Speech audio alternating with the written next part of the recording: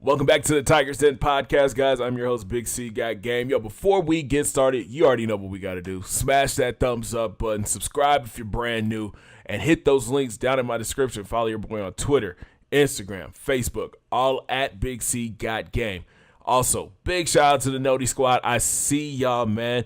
If you haven't yet, make sure you guys hit that bell. Get notified when your boy is uploaded. And yo, we are inching closer and closer to that 500 fan member goal. Make sure you guys share these, retweet them, put them on your Facebook page. Tell your friends all about the channel. So our Tigers are on a 9-game winning streak. We beat Idaho.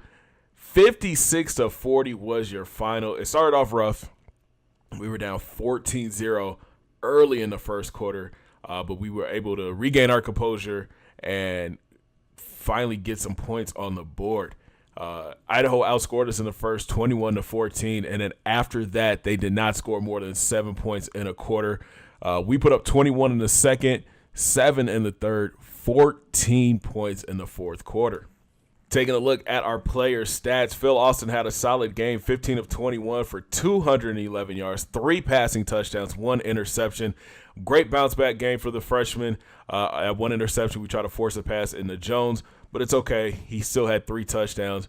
The ground game is where we shined. Charlie Brooks basically told the offense, get on my back, and I got y'all. My man carried the ball 28 times for 242 yards and 2 touchdowns. Junior Will Higgins carried the ball 7 times for 55 yards. He also had 2 scores. And we didn't run the ball a lot with Phil this week. He actually got sacked. That's why he was in the negative this week. Out wide, DJ Clark led the way for us. 4 grabs for 57 yards and 1 touchdown. He had an impressive catch over 2 Idaho defenders in the end zone. Definitely a Sports Center top 10 play. If you haven't seen it, it is up on my Instagram at Big C Got Game. Big shout out to DJ Clark, the real life DJ Clark. He actually mentioned me in his comments or in his Instagram story, so I appreciate the love. Big shout out to Khalif Salmon. He also had a touchdown, and Demetrius Gunn had a touchdown. On defense, Josh Carey played like a madman. He led the way with 15 tackles. He had 6 tackles for loss and had 1 sack. Dearius Christmas had 9 tackles. Brian Smith had 7 tackles. Big shout out to the shutdown corner, John Nichols. He had an interception that he took back to the house, 92 yards. He's got 5 interceptions on the year, and teams are starting not to throw his way. True shutdown corner for sure. Even though the defense gave up 40 points to the Vandals, I am proud of the pass defense. They kept Petrino under 200 yards. He went 20 of 27 for 185 and 1 interception. But it was the ground game where we're kind of disappointed. Our rush defense has been terrible the past few weeks. Saunders rushed 19 times for 162 yards and 2 scores, and Petrino carried the ball 16 times for 95 yards and 1 score. The defense is going to have to tighten up. The rush defense is going to have to tighten up. I saw a comment from my defensive coordinator, Todd, down in the comments. Maybe I should take a look at the sliders because our defensive line is just getting no penetration, and it's opened up holes for these runners to get huge gains. So we put a bow on week 12 and take a look at our top 25. Bama's still sitting pretty at number 1. Missouri is still at 2 after beating Toledo 52-7. USC is sitting at 3. Notre Dame 4. Washington is 5th. Stanford sitting at 6. So the top 6 have not changed. Arizona moves up 3 spots to 7 after beating Oregon 21-7. Michigan's still strong at 8. After beating Indiana 44-3. Look at these scores this week. Wow. Number 9, Florida State. They haven't moved. Florida moves up 2 spots to 10. Texas moves up 2 spots to 11. BYU moves up 5 spots. They're 11-1, and they're 12th right now. Clemson's up 1 spot after beating Southern. And then your Grambling State Tigers move up 1 spot to 14. So big shout out to the Tigers, man. Moving up the board. Oregon falls 8 spots to 15 after losing to Arizona. Louisville still strong at 16. South Carolina is up 1 spot to 17. Oklahoma's 18. Auburn falls 8 spots to 19. Penn State's up 2 to 20. Mississippi State still at 21. The U is 22nd in the nation right now. Arizona State 23. West Virginia's 24. And your top 25 is rounded out by Hawaii after they won in overtime over Western Michigan. Now it's time to take a look at the Heisman watch, and look who is sitting number one on the Heisman voters board. Freshman Charlie Brooks, after his dominant performance against Idaho, 28 carries for 242 yards and 2 scores. Bo Scarborough falls to second. He still had a solid day against Mississippi State, 20 carries, 111 yards, and a touchdown. Myles Gaskin is third. Keller Christ is fourth. And Shannon Brooks from Minnesota creeps into the top 5. He had a solid day against Illinois, 24 carries, 150 yards, and 1 touchdown. Time to take a look at players of the week in the Sun Belt Conference. Charlie Brooks, after his performance against Idaho, is your offensive player of the week. And on defense, junior Austin Perkins from New Mexico State is your defensive player of the week. He had 4 assisted tackles, but 3 interceptions against Texas State. Taking a look at the Sun Belt Conference standings, and it looks like Grambling State is going to run away with the Sun Belt Conference. They're 8-0. The closest team is Arkansas State. They're 4-1, but that one loss to the Tigers. Louisiana Lafayette is also 4-1, but their one loss to the Tigers. Idaho falls to 3-2 in conference play. New Mexico State is 3-4 overall. So it's time to hop into recruiting, and we welcome new members to the class of 2019. Starting things off with defensive end Richard MAYNARD from Texas. He's 6'1", 230 pounds, and he comes in as a 73 overall. Great power move, great block shedding, can get after the quarterback. He's got strong tackling and strong hit power. He will see a lot of playing time his freshman year. Also, welcome 6'3", 301-pound guard Otis Allen from Gardere, Louisiana. He comes in as a 71 overall, but he's a gem. He's got great run block. He can pass block, and his impact block needs just a little bit of work.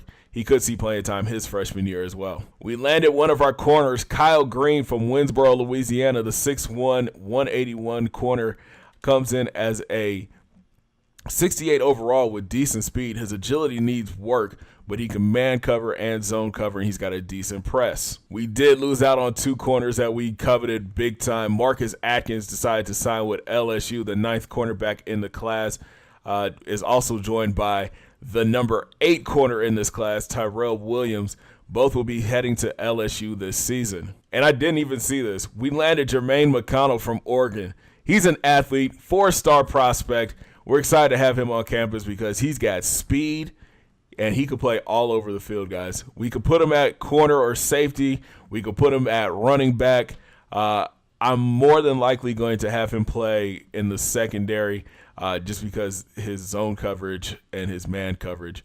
But he could see some returns, could play some offense. You never know. To the top of the board we go. Rob Bradford visited South Bend and Notre Dame this week, and he has Notre Dame as his number 1 team. But it's a fight. We will continue to fight for this tight end because we need him on this offense. The race for CLINT McCoy is heating up. North Texas is putting up a fight.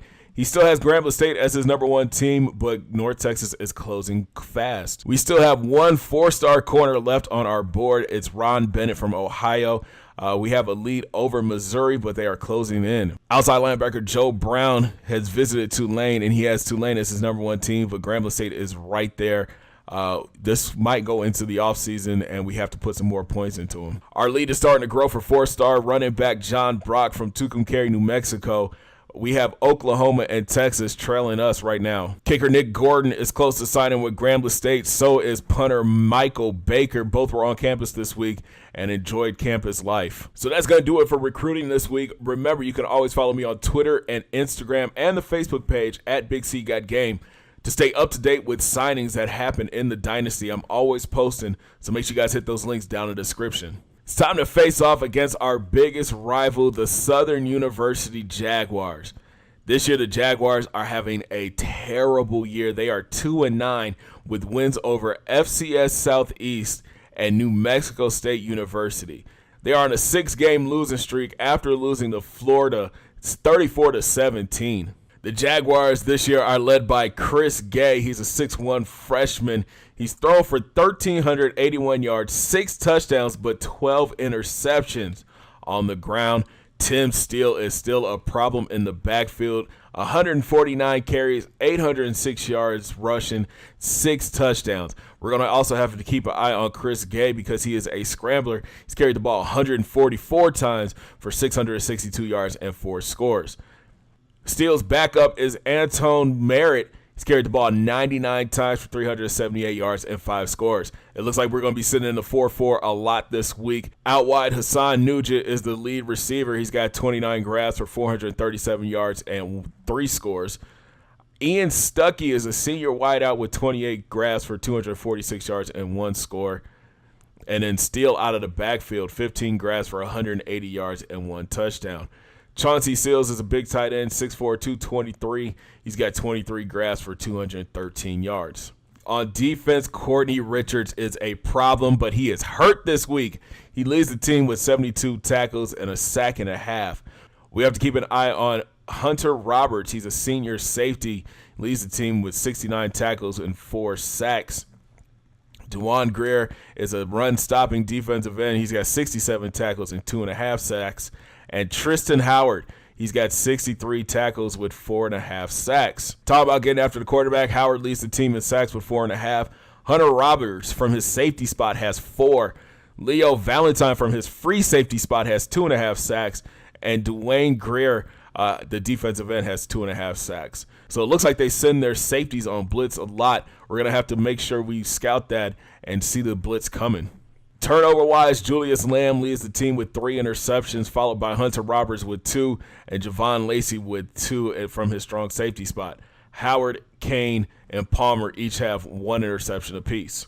So it's rivalry week here in Baton Rouge as our number 11 Grambling State Tigers head down to Baton Rouge to take on the Southern Jaguars. And it looks like Herbie is rolling with Grambling State. Leave comments down below. Let me know what you guys think. Is it going to be a close game like it was last year, or is this going to be a blowout victory for the Tigers? Thanks for watching, guys. Make sure you smash that thumbs up button. Subscribe if you're brand new, and don't forget, hit those links down in my description. Follow your boy on Twitter, Instagram, and Facebook at Big C Gat Game. And don't forget to hit that bell. Get notified when your boy is uploading, and we'll talk from Baton Rouge and the Bayou Classic. Thanks for watching, guys. Have a great day. 2 fingers in the air. Peace.